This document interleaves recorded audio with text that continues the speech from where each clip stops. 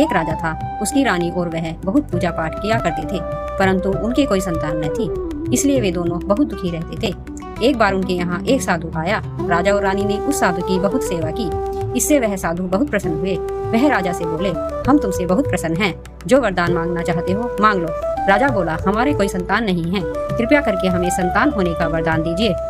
साधु महाराज बोले, मैं तुम्हें 1-1 साल के 12 पुत्र या 12 साल का एक पुत्र दे सकता हूँ। राजा बोला, साधु महाराज आप हमें 12 साल का एक पुत्र दे दीजिए। 1-1 साल के 12 पुत्रों का हम क्या करेंगे। थोड़े समय बाद रानी ने एक सुंदर पुत्र को जन्म दिया। समय बीतता गया, अब वह लड़का 11 वर्ष का हो गया। एक दिन वह नगर में खेलने गया। उसने देखा कि 4 लड़कियां खेल रही हैं। खेलते खेलते वह झगड़ने लगी। उनमें से एक लड़की बामनी की, एक बनिए की, एक नाई की और एक धीमरी की थी। झगड़ते झगड़ते उनमें से एक लड़की बोली, तू विधवा हो जाए। यह सुनकर बनिए की लड़की ने धीमरी की लड़की से पूछा, अगर तू विधवा हो गई तो तू क्या करेगी। उसने कहा, मैं किसी के बर्तन चूल्हा चौका करके अपना गुजारा कर लूंगी।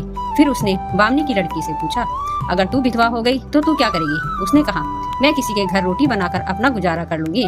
फिर उसने नाई की लड़की से पूछा, अगर तू विधवा हो गई तो तू क्या करेगी। नाई की लड़की बोली, मैं घर घर जाकर उनके घर लेकर अपना गुजारा कर लूंगी। बनिए की लड़की सबसे पूछ रही थी। अब बामनी की लड़की बोली, तू सबसे पूछ रही है, अब तू भी तो बता, अगर तू विधवा हो गई तो तू क्या करेगी।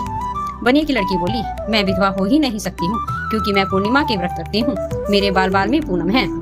यह सब बातें राजा का लड़का सुन रहा था। वह घर आकर अन्न जल त्याग कर लेट गया। राजा और रानी को जब इस बात का पता चला तो वे दोनों दौड़े दौड़े अपने पुत्र के पास गए। तो लड़के ने बनिए की लड़की से शादी करने को कहा। लड़के के माता पिता बनिए के घर गए और शादी की बात की तो बनिया अपनी लड़की की शादी राजा के लड़के के साथ करने के लिए तैयार हो गया। बड़ी ही धूमधाम से दोनों का विवाह हो गया। अब लड़के के 12 वर्ष पूरे होने वाले थे। एक दिन वह बहुत बीमार हो गया। आसपास के लोग इकट्ठा होने लगे। एक बुढ़िया उस लड़की से सिर में जू देखने को कहने लगी। लड़की अपनी सास से पूछने गई तो उसकी सास कहने लगी, यहाँ मेरा लड़का इतना बीमार है और तुझे जू देखने की पड़ी है। लड़की चुपचाप आकर बैठ गई। बुढ़िया फिर कहने लगी, जरा बहू मेरे सिर में जू देख दे।